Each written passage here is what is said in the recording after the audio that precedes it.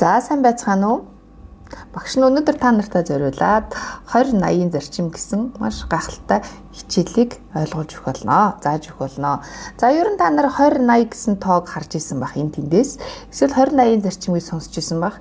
Тэгвэл өнөөдрийн хичээлээр энэ зүйлийг та нартай маш ойлгомжтой. Тэгээд та нарын амьдралтай, бидний амьдралтай ойрхон болгоод багш нь тайлбарлаж өгөх гэж байна. За ингээд ер нь 20-80-ийн зарчим гэж юу вэ? Энийг хэн анх санаачилсан бэ гэвэл Италийн эдийн засагч Вильфредо Парето гэдэг хүн анх ийм судалгаа хийж байхдаа нэг зүйлийг олж илрүүлсэн.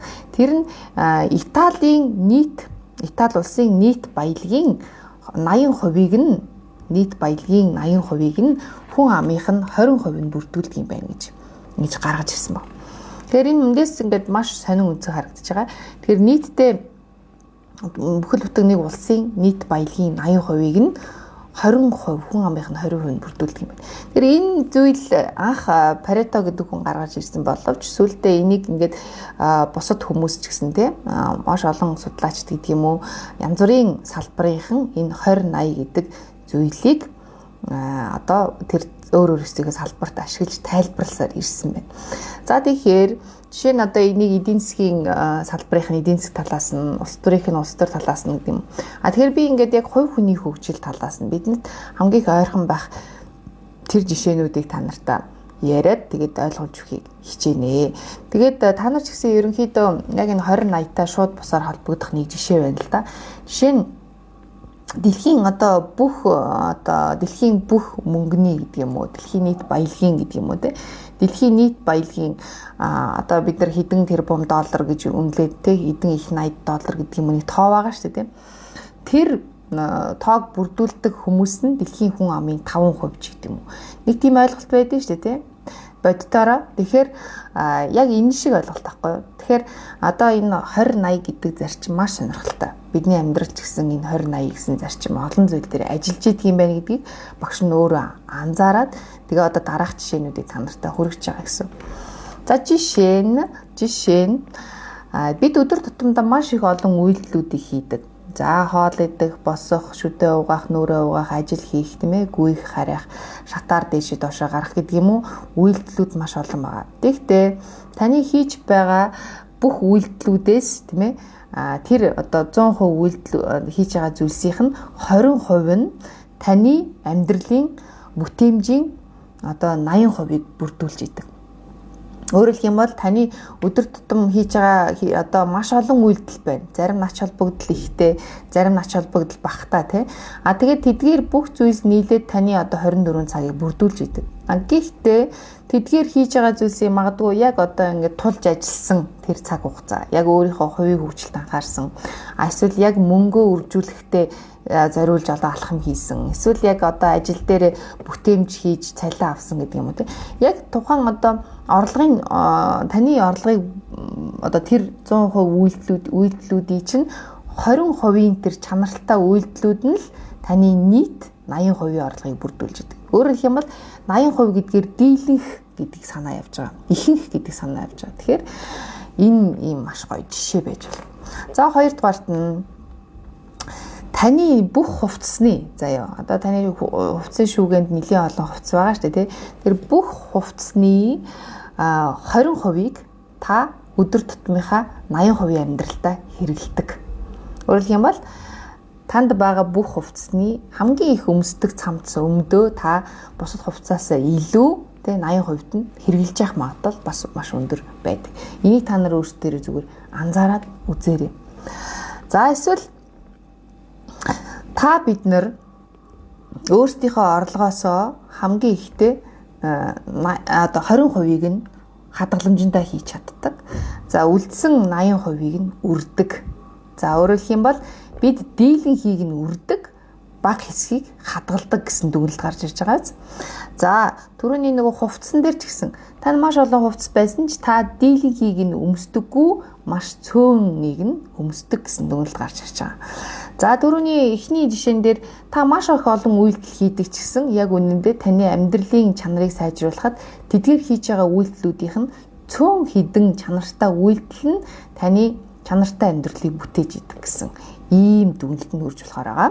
Дараагийн жишээ За одоо ингээд бид нар ингээд яг хүн төрөлхтний наслалт одоо өдрөөс өдөрт нэмэгдэж байгаа. За магадгүй бид нар өөдрөгөөр хараад 100 наслана гэж үзвэл тэдгээр 100 наслах насны маань тий 20% буюу одоо 20 жил маш идэвхтэйгээр одоо ажиллаж амьдрах тэр бидний физиологийн хувьд тий за эсвэл чадамж оюуны чадамжийн хувьд гэдэг юм уу хамгийн оргил тийм 20 жил байдаг гэж үзэж бас болно. Жишээ нь одоо дөнгөж 20-оос 40 нас гэдэг юм уу эсвэл 30-аас 50 нас гэдэг юм уу тийм эсвэл 40-оос 60 нас гэдэг юм уу энэ хүн болгон дээр арай өөр байж болно. Гэхдээ бүтээмж хамгийн өндөр байх бидэнд 20 жил байгаа гэсэн ийм хөөрхөн бас ийм дүгнэлт гаргаж болно. За дараа нь та маш их зүйлийг хүсдэг. Энэ амьдралаас бид маш их зүйлийг хүсэж мөрөөддөг. Гэхдээ тэр тухайн хүсэж байгаа зүйлсийнхээ 20% нь л хүрдэг гэсэн ийм зүйл бас яригдаж болж байгаа. Тэгэхээр бидний хүсдэг зүйлийн дийлэнх нь биелдэггүй. Гэхдээ бид өөрсдөө хэр их хичээл зүтгэл гаргаж байгаагаар шалтгаалаад хэдий хэмжээний эсвэл хэдий их ач холбогдолтой маш чухал хүсэл мөрөөдөлтөд хүрч чадсан бэ гэдэг эндээс шалтгаалж идэг гэсэн. За дараа нь ер нь эдний иргэн тойронд байгаа хүмүүсийг бүгдийг 100% гэж үзвэл тийм ээ. Одоо бүх хүмүүс гэж авч үзвэл тэдгээр хүмүүсийн бид нар одоо 20% нь сайн хүмүүс тий тэдгээр хүмүүсийн маань 20% нь бидний боддог одоо сайхан сэтгэлтэй тий гигэн оюунлаг муу санаагүй гэдэг юм уу тийм ариухан хүмүүс магадгүй тэр 20% байгаа.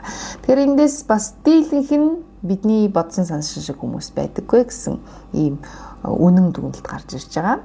За тэгээд тань маш олон найзууд байдаг тий жишээ штэ.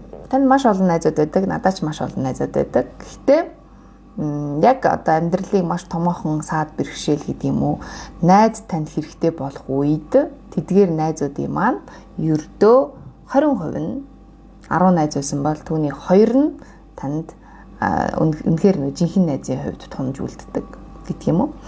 Тэгэхээр энэ бол одоо ингээд 80-20 гэсэн ерөнхий тоогоор илэрхийлж байгаа болохоос биш яг одоо 100 хүний 80 хүн нь 20 хүн гэж ингэж байхгүй. Гэхдээ та нар энэ миний яриад байгаа зүйлсээс хамгийн гол ойлгох зүйл нь энэ дийлэнх олонх тий дийлэнх нь эсвэл олонх нь гэж ингэж илүү утгачилж ойлгох зүгээр. Гэхдээ энэ миний ярьсан зүйлсээс авах санаа маш олон байгаа гэдэгт найдаж байгаа.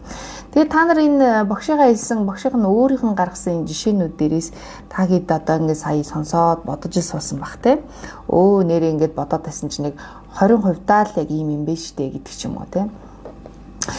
Тэгэхээр магадгүй бид нэр одоо ингээд нэмж бас хэлэхэд бид нар энэ өөрийнхөө нэг өдрийн цаг хугацааны 20%-ийг хамгийн их сайн ашигладаг байж болно.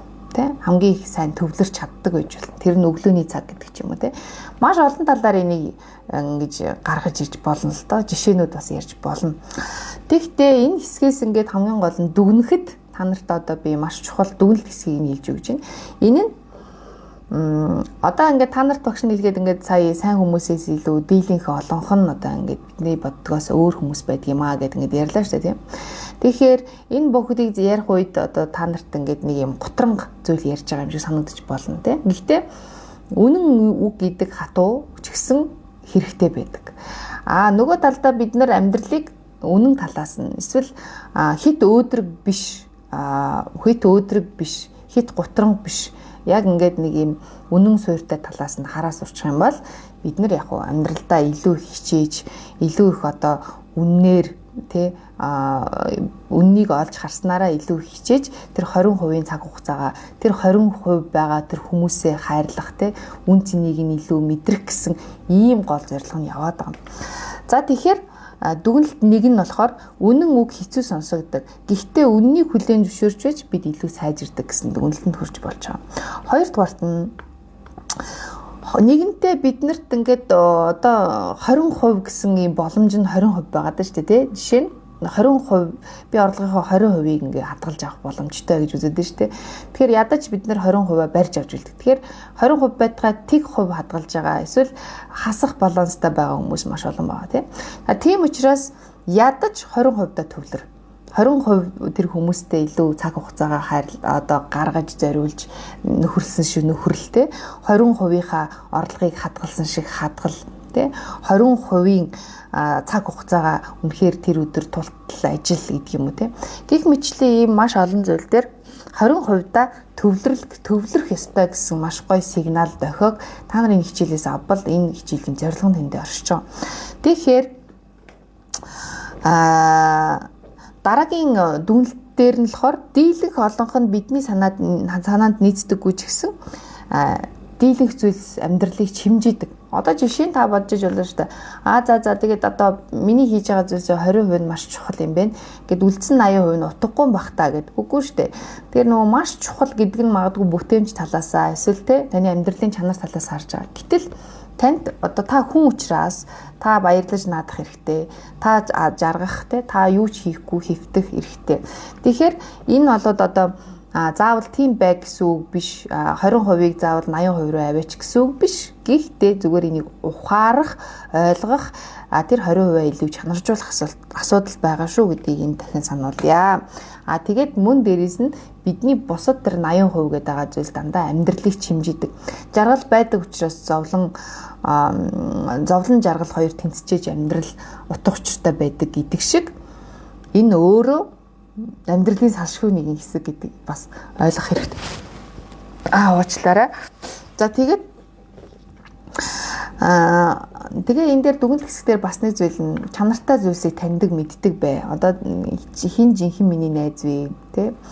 Би өөрийнхөө цаг хугацааг хэрхэн зарцуулах вэ гэдэг юм уу? Чанар дээрээ бүгдээрээ төвлөрж сураарай гэсэн. За тэгээд одоо ингээд нийт өөрсдийнхөө амьдралыг ингээд 100% гэж үзвэл ихэнх хүмүүс бид нар тий 50% нь угаасаа унтаж өнгөрүүлж байгаа шүү дээ. Биш ээ. 3-1 нь унтаж өнгөрүүлж байгаа. За тэгээд 3-1 нь ажиллаж өнгөрүүлж байгаа. 3-1 нь бол амьдарч өнгөрүүлж байгаа хүмүүс шүү дээ.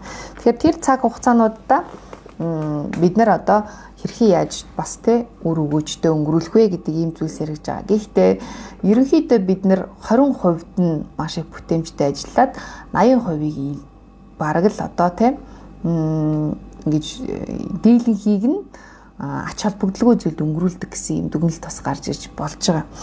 За тэгээд энэ хичээлийн хамгийн одоо төгсгөлд хэлж байгаа нэг чухал өгүүлбэр нь за амьдрал богинохон. За биднэрт бол одоо энэ амьдралд бүх зүйлд зарцуулах цаг гэж байхгүй. Жишээ нь хүн болгон дэлхийг тойрон аялахыг хүсдэг тийм үү? За гэхдээ яг үнэндээ дэлхийг тойрон аялсан хүн дэлхийн 8 тэрбум хүнээс хэдэн дэлхийг тойрон аялах вэ гэдэг бас сонин асуулт шүү дээ.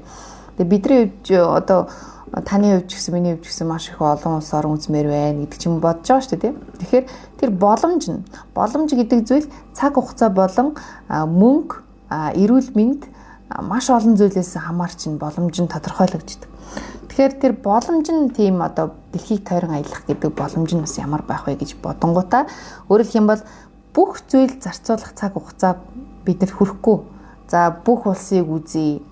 Энэ амьдралдаа би одоо бүх төрлийн ажлыг хийж үзье, тэ? Эсвэл одоо бүх хоолыг идэж үзье гэж бол бид бол амжихгүй. Харин бид юуг амжиж болох вэ гэвэл бид хамгийн чухлыг нь амжинаа. Хамгийн надад би хайрлах ёстой хүмүүсээ тултал нь хайрлаа.